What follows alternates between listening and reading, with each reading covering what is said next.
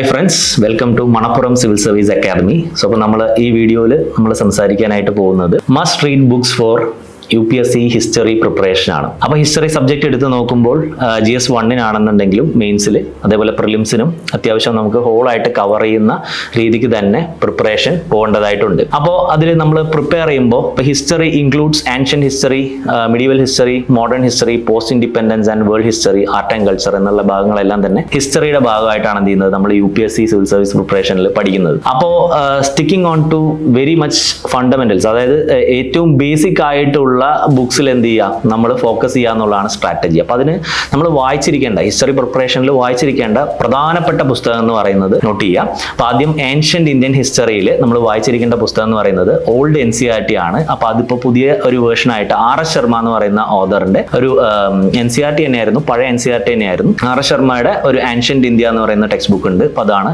Must read source എന്ന് പറയുന്നത് ancient Indian ഹിസ്റ്ററിക്ക്. Then coming to medieval Indian history. So അതേപോലെ തന്നെ അതും ഒരു ഓൾഡ് NCERT ആണ്. അതേപോലെ തന്നെ ഇപ്പോൾ ഇറങ്ങുന്നത് ഒരു ന്യൂ ബുക്കായിട്ടാണ്. അപ്പോൾ അതിന്റെ ഒരു ന്യൂ NCERT ഉണ്ട്. അതേപോലെ തന്നെ സതീഷ് ചന്ദ്ര എന്ന് പറയുന്ന ഓൾഡ് NCERT ആണ് എന്ത് ചെയ്യുന്നത് റെഫർ ചെയ്യുന്നത് മിഡീവൽ ഇന്ത്യക്ക് ഒരു പ്രൈമറി സോഴ്സ് ആയിട്ട്. ദെൻ മോഡേൺ ഇന്ത്യൻ ഹിസ്റ്ററിക്ക് വരുമ്പോൾ ഹിസ്റ്ററി ഇപ്പോൾ ഒന്നും അറിയാത്ത അല്ലെങ്കിൽ ഹിസ്റ്ററിയിൽ യാതൊരു ബേസും ഇല്ലാത്ത അങ്ങനെ ഒരാളാണെന്നുണ്ടെങ്കിൽ സോ നമ്മൾ ഫോക്കസ് ചെയ്യേണ്ടത് ആദ്യം NCERTസിലാണ്. ഇപ്പൊ ഈ ഏൻഷ്യന്റ് ആണെങ്കിലും മിഡീവൽ ആണെന്നുണ്ടെങ്കിലും മോഡേൺ ആണെന്നുണ്ടെങ്കിലും മോസ്റ്റ്ലി സയൻസ് ബാക്ക്ഗ്രൗണ്ട് അല്ല അല്ലെങ്കിൽ ഒരു ഹ്യൂമാനിറ്റീസ് ബാക്ക്ഗ്രൗണ്ട് ഇല്ലാത്ത ആളുകളാണെന്നുണ്ടെങ്കിൽ സോ നമ്മൾ ഫോക്കസ് ചെയ്യേണ്ടത് കൂടുതൽ NCERTസിന്റെ ഫൗണ്ടേഷൻ ടെക്സ്റ്റ് ബുക്സ് ആണ്. അപ്പോൾ മോഡേണിൽ പഠിക്കുകയാണെന്നുണ്ടെങ്കിൽ ഒരു ഓൾഡ് NCERT ഉണ്ട്, ബിപിൻ ചന്ദ്രയുടെ ഹിസ്റ്ററി ഓഫ് മോഡേൺ ഇന്ത്യ എന്ന് പറയുന്ന ടെക്സ്റ്റ് ബുക്ക് ആണ് വളരെ യൂസ്ഫുൾ ആയിട്ട് എന്ത് ചെയ്യുന്നത് വരുന്നത്. ആൻഡ് ദെൻ അതിന്റെ കൂടെ നമ്മൾ എയ്ഡ് ചെയ്യേണ്ടത് പുതിയ NCERTs ഉണ്ട്. പുതിയ NCERTs എങ്ങനെയാണെന്ന് ചോദിച്ചു കഴിഞ്ഞാൽ ക്രോണോളജിക്കലി അല്ലാതെ, അതായത് ഒരു ടൈം ലൈൻ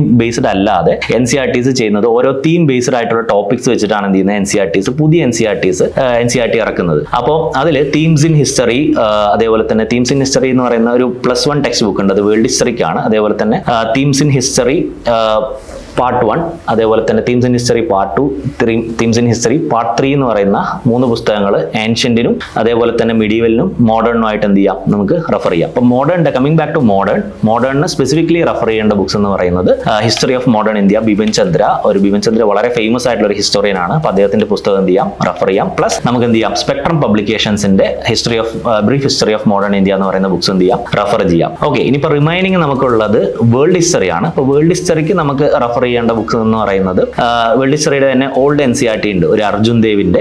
അപ്പൊ അത് നമുക്ക് എന്ത് ചെയ്യാം റെഫർ ചെയ്യാം. മച്ച് മോർ സഫീഷ്യന്റ് ആണ്. അത് മെയിൻസ് സിലബസിന് മാത്രമാണ് നമ്മൾ വേൾഡ് ഹിസ്റ്ററി നോക്കുന്നത്. അപ്പോൾ അതിൽ most of the topics covered ആണ്. ഇനിയിപ്പോൾ അതല്ല കുറച്ചുകൂടെ എന്ത് ചെയ്യണം നമുക്ക് പ്രിപ്പയർ ചെയ്യണം എന്നുണ്ടെങ്കിൽ നോർമൽ ലോ എന്ന് പറയുന്ന ഒരു ബുക്ക് ഉണ്ട്. പക്ഷെ അത് കുറച്ചുകൂടെ വളരെ കടുകട്ടിയായിട്ടുള്ള അല്ലെങ്കിൽ കുറെ കൂടെ കണ്ടന്റ് ഉള്ള ഒരു ബുക്കാണ്. ബട്ട് മോസ്റ്റ്ലി മെയിൻസ് പ്രിപ്പറേഷന് old NCERT of world history much more than sufficient ആണ്. അപ്പോൾ ഇതൊക്കെയാണ് ഹിസ്റ്ററിക്ക് വളരെ ഇമ്പോർട്ടന്റ് ആയിട്ട് നമ്മൾ റെഫർ ചെയ്യേണ്ട സ്റ്റാൻഡേർഡ് ടെക്സ്റ്റ് ബുക്ക് മെറ്റീരിയൽസ് എന്ന് പറയുന്നത്. സോ അലോങ് വിത്ത് ദാറ്റ് PYQസും അതേപോലെ തന്നെ നമ്മൾ സിലബസ് ഓറിയന്റഡ് ആയിട്ട് എന്ത് ചെയ്യാം ഈ ടെക്സ്റ്റ് ബുക്ക് ഉപയോഗിച്ച് നമുക്ക് എന്ത് ചെയ്യാം ഹിസ്റ്ററി പ്രിപ്പറേഷന് എന്ത് ചെയ്യാം നമുക്ക് യൂസ് ചെയ്യാം. അതേപോലെ തന്നെ സിലബസും കവർ ചെയ്യാം.